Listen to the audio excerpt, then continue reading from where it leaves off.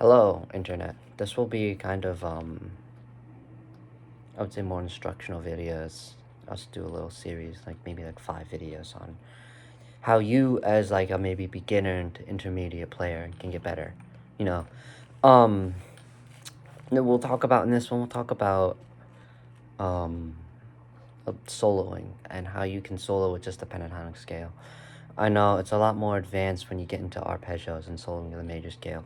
When as a guitarist, the pentatonic scale is low-key your secret weapon. I know a lot of people hate it, but if you really listen to some guitar solos, there's a lot of pentatonic stuff. And once I'll show you all the shapes and how we can use them, what not to do, and what to do in our solos. So probably not, it won't be too long. I don't want to make like a 20-minute video on this. So let's dive into it. We'll start with G major. Well, I'll show you the shapes. So what you want to do is start on the 3rd fret of your E string, go to the 5th, then go to the 2nd of your A, 5, repeat that, 2-5 on the D, 2-4 on the G, 3-5 on the B, and then 3-5 on the E. That's position 1. Then we'll go to 2, start on the 5th of the E, low E, 5-7, 5-7 on the A, 5-7 on the D, then you go to 4-7, 4-7 on the G, 5-8 on the B, 5-7 on the high E. Then you go to the 7 on the E, 7 to the 10, 7-10 on the A, 7-9 on the D, 7-9 on the G, 8-10 on the B, and then 7-10 on the high E.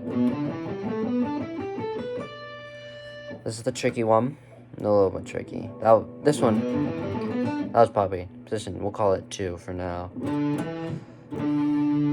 Then you got your 10-12 on the low E, 10-12 on the A, 9-12 on the D, 9-12 on the G, 10-12 on the B, 10-12 on the high E. And then you get to your classic minor pentatonic shape.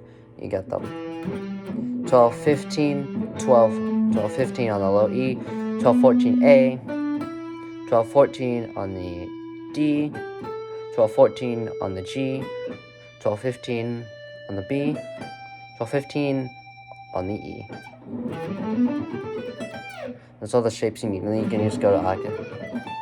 So I'm going to show you, now that you know your shape, your position, speed it up, slow it down if you want to really see it. And I'm going to show you, with just this position, what you shouldn't do first, and then what you should do second. Or at least, this is all subjective, but...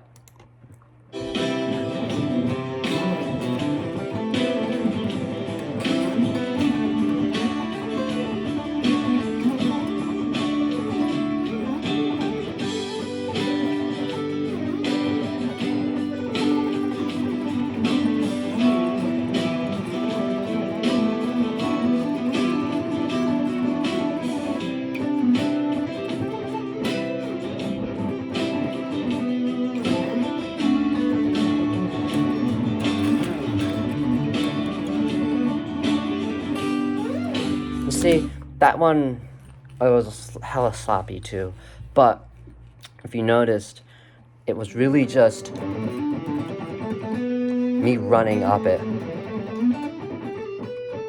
It was just me running up and down. Do not do that. Don't just play the scale really fast, and I'll show you in context how you can make fast runs sound effective in this one that we're going to do.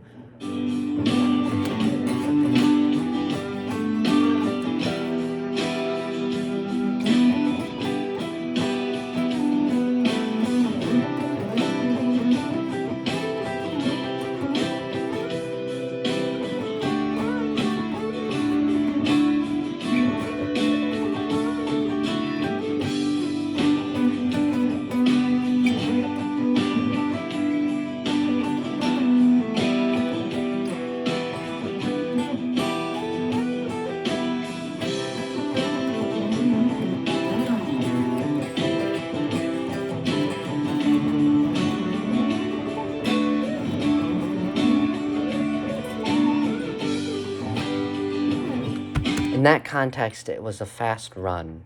The last is really sloppy, but yeah, you get the whole idea.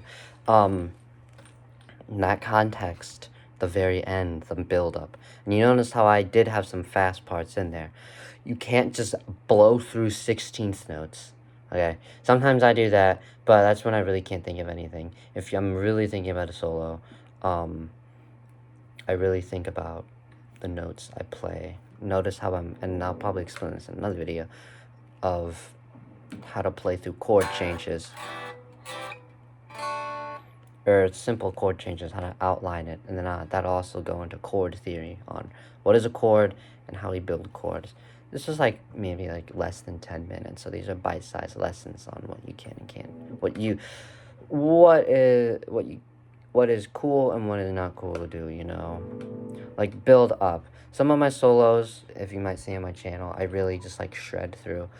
Some of them are more melodic, but really I try to find a blend of melody and then fast lead parts when I just need to emphasize something. And always play fast. Don't just play faster for the sake of playing fast. Play like you play with an emphasis, building up. Play like you, I wouldn't say mean it, but the emphasis on this is a fast run and my solo's almost over. So oh shit.